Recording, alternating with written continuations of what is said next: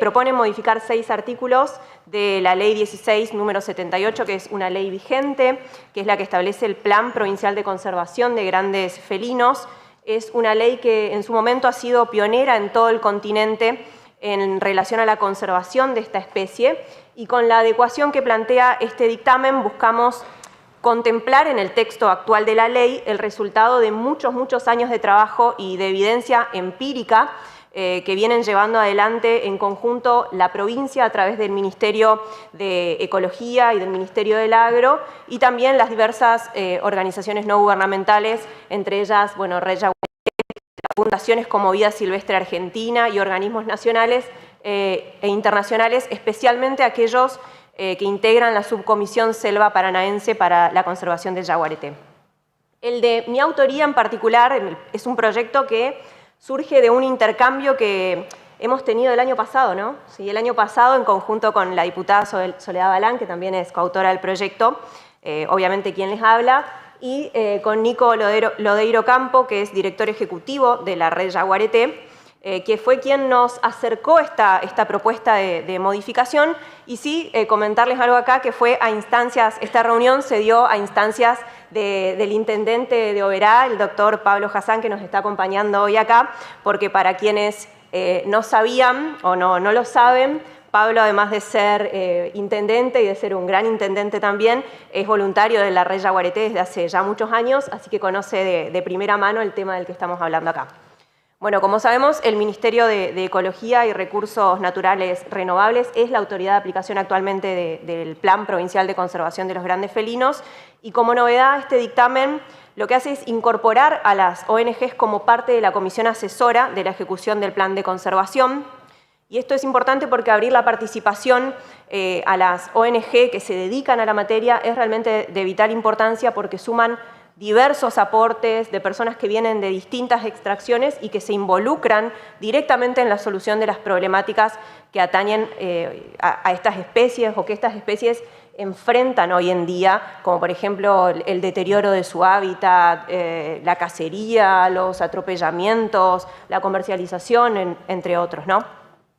Otra novedad es que se va a sumar la participación de 2 legisladores de esta Cámara, que van a tener que ser integrantes, obviamente, de la Comisión de Recursos Naturales, a la Comisión de Seguimiento de Ejecución del Plan de Conservación, que actualmente está integrada por 2 representantes del Poder Ejecutivo, uno por el Ministerio de Ecología y otro por el Ministerio del Agro, y también se podrán incorporar miembros de ONGs que tengan probada experiencia y trayectoria en la temática, ¿no? Algo muy importante que sí me gustaría mencionar es algo que sucede con el artículo 7, ya que acá se da un cambio de paradigma, ¿no? Vamos a cambiar a partir de este dictamen el nombre del registro que hoy conocemos como el registro de denuncias de ataques de felinos, y lo vamos a cambiar por la denominación de registro de denuncias de depredaciones de felinos. Esto es importante, aunque parezca una nimiedad, porque no solo se cambia la terminología, ¿no? Nosotros lo que hacemos acá es cambiar el enfoque con el cual abordamos la problemática. Dejamos en claro a partir de esto, de que los animales, los pumas, por ejemplo, no atacan con el ánimo de causar un daño, sino que forma parte de su naturaleza la depredación, entendiendo a la depredación como una relación biológica en la que una especie necesita cazar a otra nada más y nada menos que para subsistir, ¿no es cierto? También se va a establecer un plazo para realizar las denuncias de depredaciones, estoy hablando acá, que van a ser de 30 días, van a poder denunciar ante autoridad policial, judicial o administrativas, y se va a crear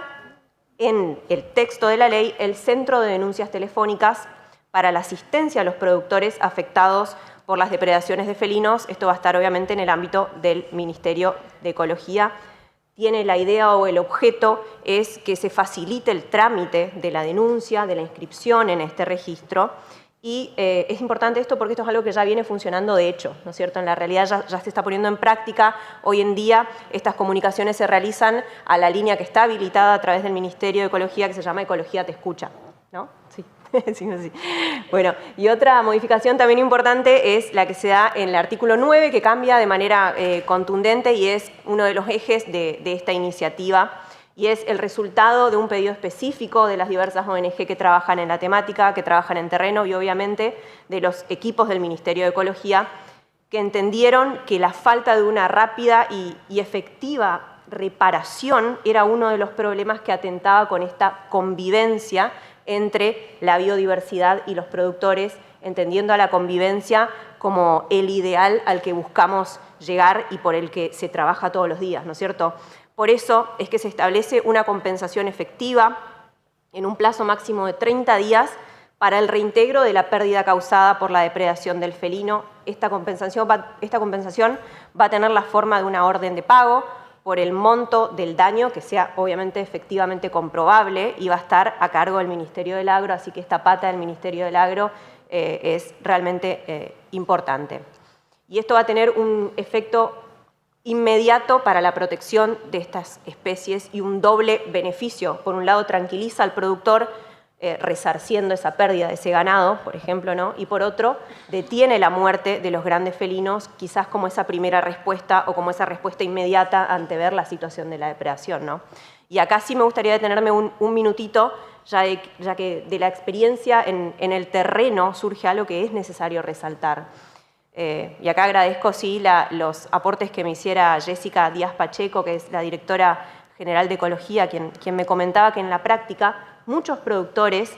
no denuncian en el momento o al otro día que se sucede la depredación, ¿no es cierto? En la mayoría de los casos lo hacen quizás cuando pasaron 10, 12, 15 o inclusive más días. Y entonces cuando los equipos técnicos del Ministerio de Ecología, más específicamente de la División de Fauna, llegan al lugar a constatar la depredación, se encuentran con los restos del animal, muchas veces ya solo con los huesos, ¿no es cierto? Entonces, aquí es imposible determinar si el ganado fue víctima efectivamente de la depredación de un puma, por ejemplo, o si murió por cualquiera de las otras causas por las que el ganado puede morir. Por eso, para que opere fehacientemente esta compensación, necesitamos de la responsabilidad y del accionar inmediato de los productores en la erradicación de la denuncia,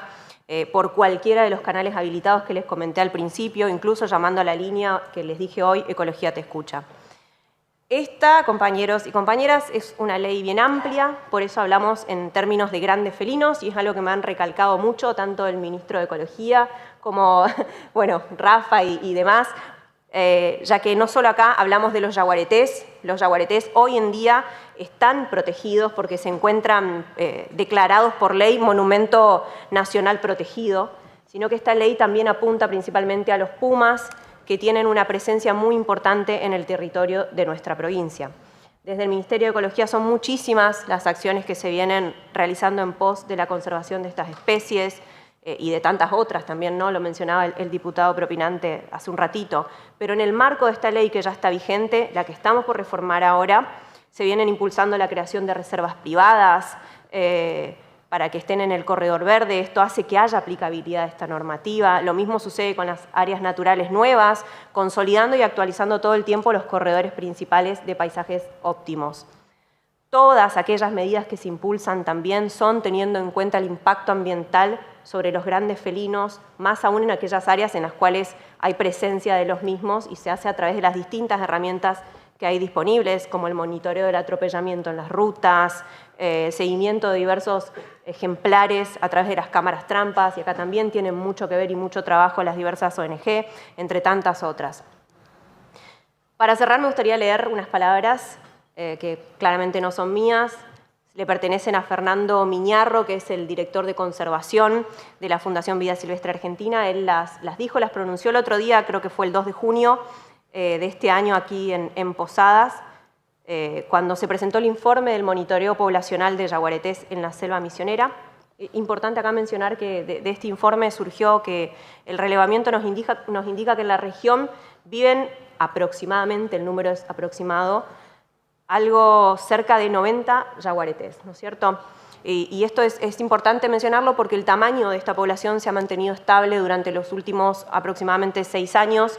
sobre todo considerando que en el 2005 teníamos solamente alrededor de 40 especies, y esto es gracias al impacto positivo de las políticas públicas adoptadas por el gobierno de la provincia. En fin, él dijo, Fernando, ¿no? El yaguareté, y yo me permito sumar acá, los pumas también, son considerados un indicador de la salud de la biodiversidad y de los servicios ecosistémicos y la calidad de vida de las personas. Si el felino más grande de nuestro continente está en riesgo, nosotros también. Así que, señor presidente, este es un pequeño aporte más al enorme trabajo y esfuerzo diario de nuestra provincia para seguir marcando el rumbo del conservacionismo en este continente. Así que espero